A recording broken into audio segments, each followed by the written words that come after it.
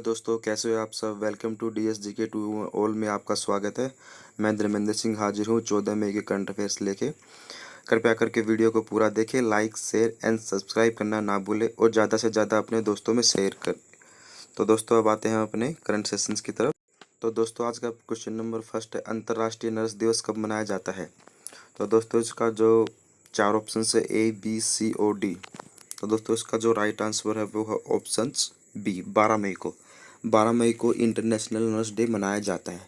और ये दोस्तों क्यों मनाया जाता है, क्योंकि 12 मई को फ्लोरेंस नाइटिंगेल नाम की एक लेडीज़ थी, उसका जन्मदिन हुआ था 12 मई 1820 में। तो उन्हीं के जयंती के उपलक्ष्य में यह मनाया जाता है। और ये इसलिए मनाया जाता है क्योंकि जो मॉडर्न नर्सिंग थी उसको इसका जननी कहा जाता है। उसने इसमें बहुत महत्वपूर्ण योगदान दिया था, इसलिए उसको उसकी जयंती के उपलक्ष्य में यह मनाया जाता है। और वो पहली महिला थी जो ऑर्डर ऑफ मेरिट प्राप्त करने वाली थी। अब बात है दोस्तों इस वर्ष की थीम, वो है दोस्तों nursing the world to health. और जो स्टार्टिंग हुआ था ये 1899 में स्टार्ट हुआ था और इसका जो हेडक्वार्टर वो है जिनेवा स्विट्जरलैंड में। अब दोस्तों आते हैं अपने क्वेश्चन नंबर 2 पे। हाल ही में किस बैंक ने आरोग्य संजीवनी हेल्थ इंश्योरेंस पॉलिसी लॉन्च की है। तो दोस्तों, इसके चार ऑप्शन है ABCOD। तो दोस्तों, इसका जो राइट आंसर है वो ऑप्शन ए, SBI। SBI ने अभी यह आरोग्य जीवन हेल्थ पॉलिसी लॉन्च की है। तो इस पॉलिसी में क्या है दोस्तों, इसमें 1 से लेके 5 लाख तक का आपको बीमा कवर मिलेगा। और यह इंडिया के किसी भी स्थान पे हो, सब जगह इसका यह कवर हो सकता है। और दोस्तों बात है SBI की, तो SBI का फॉर्मेशन हुआ था वो 1955 में हुआ था। इसका हेडक्वार्टर है मुंबई और इसके अध्यक्ष है रजनीश कुमार। और दोस्तों, ये SBI से रिलेटेड एक और करंट अफेयर्स का फैक्ट जान लेते हैं। ऑस्ट्रेलिया के विक्टोरिया में ब्रांच ओपन करने वाला यह पहला बैंक है इंडिया का। दोस्तों, अब आते हैं अपने क्वेश्चन नंबर 3 पे। हाल ही में नवीनीकरण ऊर्जा मंत्रालय के सचिव का पदभार किसने संभाला है। तो दोस्तों, इसके चार ऑप्शन है ABCOD। पहला ऑप्शन है दोस्तों इंदु शेखर चक्रवर्ती, रंजन कुमार, राजीव कुमार और चंद्रसेन। तो दोस्तों, जो इसका राइट आंसर है वो है ऑप्शन ए, इंदु शेखर चतुर्वेदी। तो दोस्तों, इंदु शेखर चतुर्वेदी इन्होंने अभी ऊर्जा मंत्रालय के सचिव का पदभार संभाला है। और इन्होंने किसका स्थान लिया है, इन्होंने आनंद कुमार का स्थान लिया है, जो अब संस्कृति मंत्री बन गए हैं, उनका इन्होंने स्थान लिया है। अब दोस्तों बात है इसकी। और दोस्तों, ये जो है इंदु शेखर चतुर्वेदी, ये 1987 झारखंड कैडर बैच के IAS ऑफिसर हैं। और जो अभी हमारे नवीनीकरण स्वतंत्र प्रभार मंत्री हैं वो है RK सिंह। अभी दोस्तों आते हैं ऑप्शन नंबर 4 पे। MSME मंत्रालय द्वारा कौन सा पोर्टल लॉन्च किया है। दोस्तों, MSME की जो फुल फॉर्म बनती है वो है माइक्रो स्मॉल मीडियम इंटरप्राइजेज। अभी जो इसने जो पोर्टल लॉन्च किया है उसकी जो फुल वो बनती है दोस्तों, उसका राइट आंसर है ऑप्शन ए, चैंपियन। तो दोस्तों, चैंपियन की भी एक इनकी अपनी फुल फॉर्म बनती है, वो है creation मर्नियस application of modern for increasing the output and the nation strength। ठीक है दोस्तों, और ये किस लिए किया है, मतलब जो MSME का जो पोर्टल को लिए एक्चुअली ये इसलिए किया है ताकि जो इसकी गुणवत्ता है और उसका जो सक्षम बनाने के लिए जो उसकी स्तर है उसको बढ़ाया जा सके। अब दोस्तों आते हैं अपने क्वेश्चन नंबर 5 पे। हाल ही में किस पैरा एथलीट ने संन्यास लेने की घोषणा की है। तो दोस्तों, पैरा एथलीट का आपको पता ही है, जैसे ये पैरा एथलीट होते हैं क्या है कि जैसे जो अपंग होते हैं, हैंडीकैप, उनके जैसे अलग से एक जो टूर्नामेंट होते हैं पैरा एथलीट बोलते हैं उनको। तो अभी जो हमारी जो संन्यास लेने की जिसने घोषणा की है उसका जो राइट आंसर है वह दोस्तों ऑप्शन ए, दीपा मलिक। अभी हाल ही में दीपा मलिक ने भी एक मेडल भी जीता था जो लास्ट टाइम ओलंपिक हुआ था पैरा एथलीट के। एक्चुअली इन्होंने दोस्तों ये छोड़ा क्यों है, उसका रीज़न ये है क्योंकि अभी यह हाल ही में पैरा ओलंपिक के अध्यक्ष के रूप में चुनी गई है। तो इन्होंने भी खेलना छोड़ के ये अपनी सारी सेवाएं अध्यक्ष के रूप में देना चाहती, इसलिए इन्होंने संन्यास ले लिया है। यह पहली भारतीय महिला है जिसने पैरा एथलीट्स बनी है। तो दोस्तों अब बात है इन्होंने क्या क्या किया। अब तक इन्होंने जो टोटल है वो 58 नेशनल अवार्ड जीते हैं और 23 इंटरनेशनल मेडल भी जीत चुकी हैं। अब दोस्तों आते हैं अपने क्वेश्चन नंबर 6 पे। आरबीआई द्वारा जारी नवीनतम आंकड़ों के अनुसार वित्तीय वर्ष 2019 के दौरान गोल्ड भंडार में कितने टन की वृद्धि हुई है।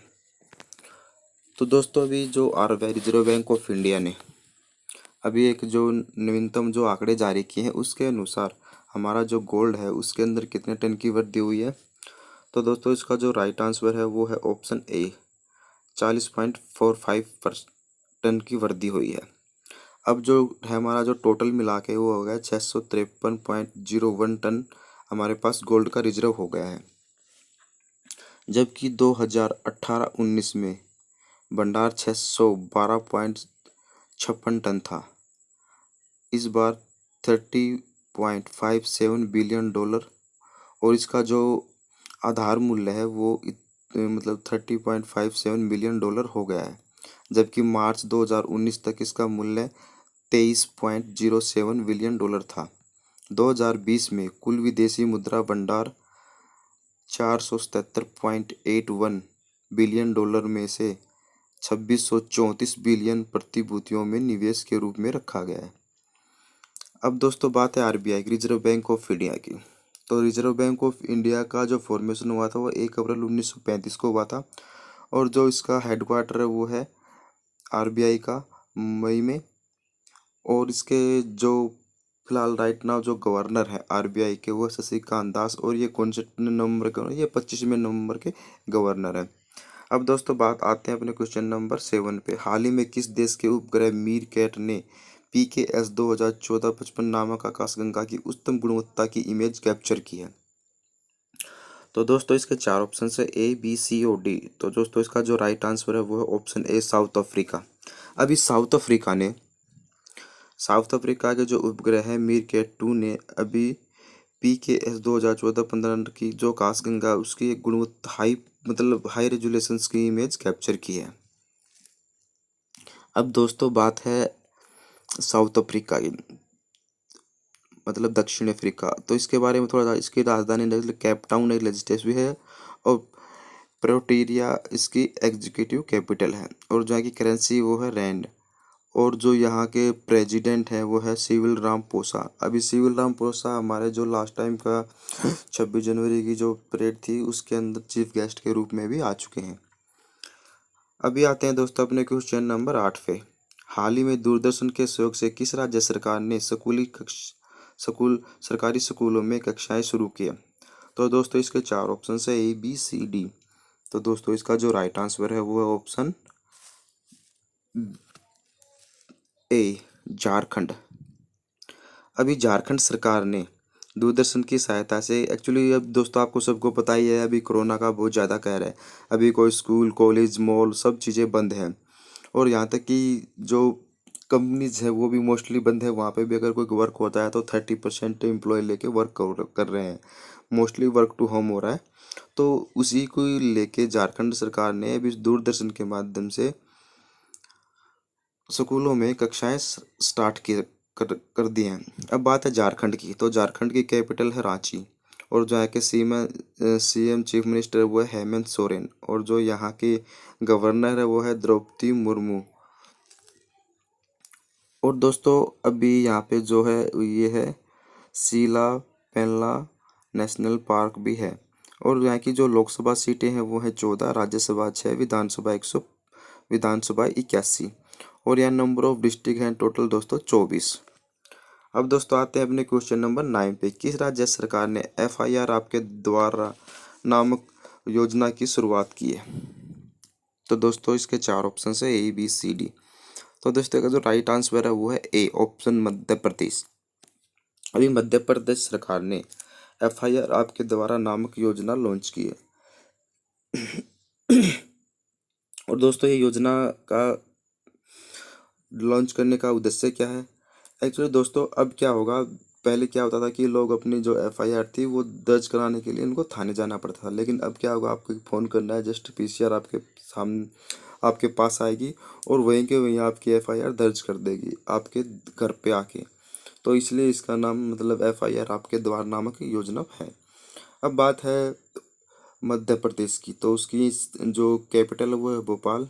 सीएम है शिवराज सिंह चौहान, जो चौथी बार यहाँ के सीएम बने हैं, और गवर्नर है लालजी टंडन। इससे पहले जो लालजी टंडन थे वो बिहार के गवर्नर थे। और यहाँ की लोकसभा सीटें हैं 24, राज्यसभा है 11, विधानसभा है 230। अभी दोस्तों बात मध्य प्रदेश की है, तो मध्य प्रदेश ने अभी बहुत काफ़ी ज़्यादा ही मतलब कोरोना वायरस के टाइम अभी काफ़ी ज़्यादा ही कुछ ऐप्स और कुछ योजनाएं लागू की थी, जिसमें एक है जीवन अमृत योजना। जीवन अमृत योजना में दोस्तों क्या है, ये इम्यूनिटी पावर को बढ़ाने के लिए होता है। इसमें एक त्रिकुट नाम का चूर्ण है जो 50-50 ग्राम की पैकिंग में है। उसमें पीपल, काली मिर्च और एक चीज़ और है वो मिला के देते हैं। उससे क्या है, तो आदमी की इम्यूनिटी पावर बढ़ जाती है। और दूसरा था इन्होंने जीवन शक्ति योजना। इसमें क्या था कि जो जो महिलाएं घर पे रहती हैं उनको एक्चुअली काम देने के लिए, घर पे काम देने के लिए मास्क बनाने का काम दिया गया था, जिसमें एक मास्क की कीमत 11 रुपये रखी गई थी। और एक है टॉप पेरेंट एप्स, उसमें क्या है, ये स्टूडेंट के लिए उसकी स्टडी से रिलेटेड। एक है संकल्प योजना, इसमें क्या है, बुजुर्गों की जो बुजुर्ग लोग हैं उसकी सहायता के लिए यह लॉन्च किया गया है। अगर किसी बुजुर्ग को कोई दवाई है या किसी भी चीज़ की सहायता चाहिए तो वह इसके माध्यम से अपना काम निकलवा सकता है। और यहाँ पर जो टोटल नंबर ऑफ डिस्ट्रिक्ट है वो है 52। यहाँ कान्हा व संजय नेशनल पार्क काफ़ी बहुत फेमस है। हाल ही में उड़ीसा विश्वविद्यालय हेल्पलाइन सेवा भरोसा किसने लॉन्च किया है?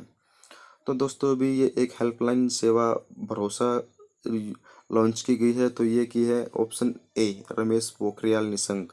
ये हमारे एचएमआरडी मिनिस्टर हैं, रमेश पोखरियाल मिशन। इन्होंने अभी यह हेल्पलाइन सेवा मतलब लॉन्च की है।